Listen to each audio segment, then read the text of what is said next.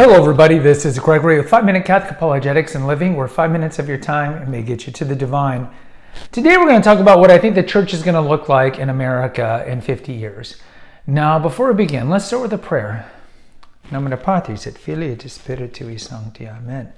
Ave Maria, gratia plena Dominus tecum, benedicta tu in mulieribus, et benedictus fructus ventris tui, Iesus.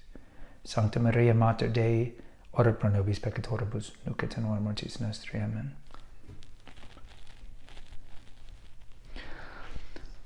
What's the church going to look like in 50 years in America?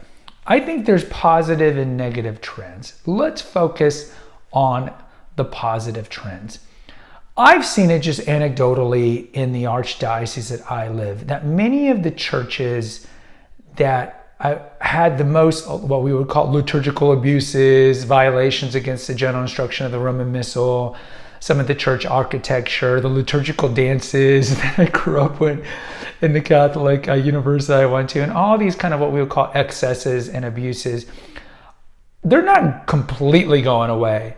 But I have seen churches where the older pastors retired and a newer pastors come in, a younger generation, and they're rectifying some of the abuses that we've seen in the last 30 years. For example, moving the tabernacle back into the church would be an example. Trying to battle the liturgical director of the parish to get him to do better music. Bringing back more confessional hours.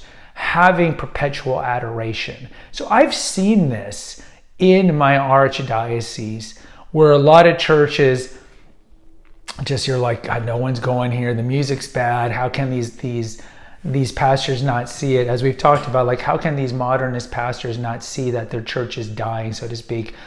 Why don't they just go check out an ordinariate parish or a traditional Latin Mass parish and they can see those are thriving? What are they doing right that you're doing wrong? And lots of times these pastors just retire and they never learn. But the good thing is, I think a lot of the abuses we saw in the 80s and 90s, a lot of this is chronicled in Michael Rose's book, Goodbye, Good Men, where it talks about how the seminaries, of course, as we know, were replete with homosexual, left-leaning change agents, and they did push out or prevented a lot of good Orthodox men from entering the seminary because they had an agenda and they wanted the seminary to be a place where the kind of leftist mentality could pervade and then, of course, affect policy later on. We talked about it a little in the episode on Bella Dodd and the communist infiltration of the clergy, the statements that she made about that. And so when you see a lot of, and just not even that aspect, but also how, like, in the 80s and 90s, and Father Mitch Pacwas talked about, and other priests have talked about how they were teaching heresy in the seminaries. Like, when they were going to the seminaries, how they commonly heard statements like, oh, well, transubstantiation isn't real, really. It's consubstantialization, or one of the transsignification, or all these code words. And how they taught a lot, like, oh, Jesus really didn't do the miracles, all this postmodernist nonsense. So I think a lot of that, in some of this, I guess you have to find a silver lining. Some of this was in the sex abuse crisis. The seminaries have been cleaned out, and they've done a better job. It's not perfect, but in the last 10, 15 years, with the Dallas Accords and all these things that they put in to do a better job of reporting sex abuse problems, the seminaries have been cleaned out. So I think one of the ancillary benefits of that is the pastors and the priests that are coming out of these seminaries in America are more traditional minded and more orthodox. That's not to say they're perfect, and not to say there aren't going to be some modernists that are certainly coming through here. But I think that the younger clerics coming through can't be any worse than the ones we had in the 80s and 90s. So I think that's good. And that goes back to what I'm talking about, how a lot of these parishes, you see changes. You see people bringing the tabernacle back in the aforementioned. I think that's good. Clearly, we see massive growth in the aforementioned, in the traditional Latin Mass, whether it be FSSP, Institute of Christ the King, SSPX, in the Ordinary of the Chair of St. Peter, and other what we would perceive to be called traditional Catholic parishes. Those are blowing up. They're burgeoning quite well. And so there's hope in that as well. Where am I worried in 50 years? Well, look, the percentage of non-affiliated is growing, and it's grown precipitously, or I should say it's grown exponentially. In 1990, the amount of Americans identified as non-affiliated religious, or spiritual but not religious, was about 6%, and now it's close to 50%. In 50 years from now, no doubt that number is going to be greater, unless there's some cataclysmic thing that happens in America, because typically when bad things happen, people return to the pews. But if we still have this era of secularism and materialism and prosperity, that number is just going to get bigger and bigger and bigger. So I think that is going to take its toll on not just Catholicism, but certainly mainline Protestantism and evangelicals. You're just going to see more people falling for the sin of materialism and postmodernism and just fall away from the religion and essentially want to be their own pope, be spiritual but not religious. So I think if you look at the overall amount of Catholics in America, I think the amount that identifies Catholic is going to be smaller in 2073, 50 years from now, will be smaller. I don't think that is deniable. I don't think anyone really can deny that.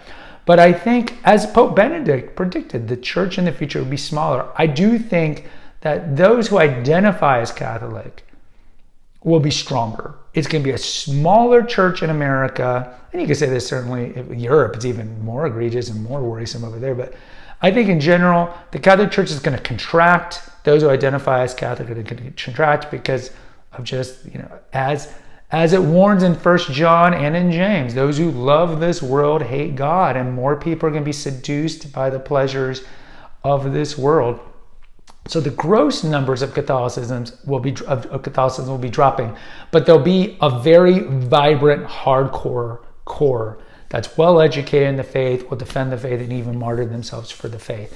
And I think you will see that. Now, I think personally, if you look at the statistics, and I've mentioned that, only 6% of Catholics who go to a public school will be practicing their faith at 28, 10 years after they graduate from public school. Only 6%. And you're like, well, I take my kids to a Catholic school. Well, the Catholic school number is 12%. So it's not much better. Well, my kids are homeschooled. Well, that's great. They probably do have a better chance. But I'm a realist. I have 4 children. I don't think my kids will be practicing their faith when they're 40, and I'm probably dead by then. I don't think they'll be practicing their faith. I just, call me a cynic. I do my best to educate my kids. I'm reading the tea leaves, and even though they do go to these traditional churches, I just think that if you look at the culture wars, if you look at the politics, if you look at all these things, I think a lot of our children are going to be lapsed Catholics. And you see this, I go to a daily mass. There's probably about 100 people in there, and it's mostly like middle-aged women. And I see them praying after mass. And I of course, I can't read their minds, but I'm pretty confident that a lot of them are praying for their lapsed children. And I'm not naive to think that, I'm some super Catholic, my kids are going to be like this. No, my kids are probably going to be lapsed Catholics as well. And one of the reasons I created this channel was if I were to die prematurely, this would be a repository, or I should say a depository of the faith and videos to help them with their faith. Because God knows the children need it today. And it's not like my content, but in general, the kids need more Christianity, Christian values in the world. And every year there's less and less and less of it. So in closing, what's the church going to look like in 50 years?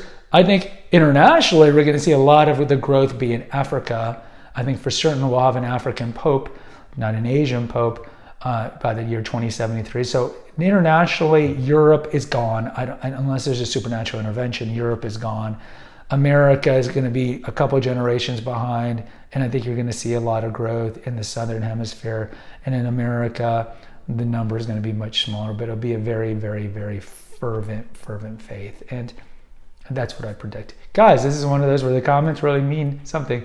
What do you think the American Catholic Church is going to look like in 2073? I'd love to hear from you. Please subscribe and share if you haven't done so already. Until next time, take care, God bless, and pray.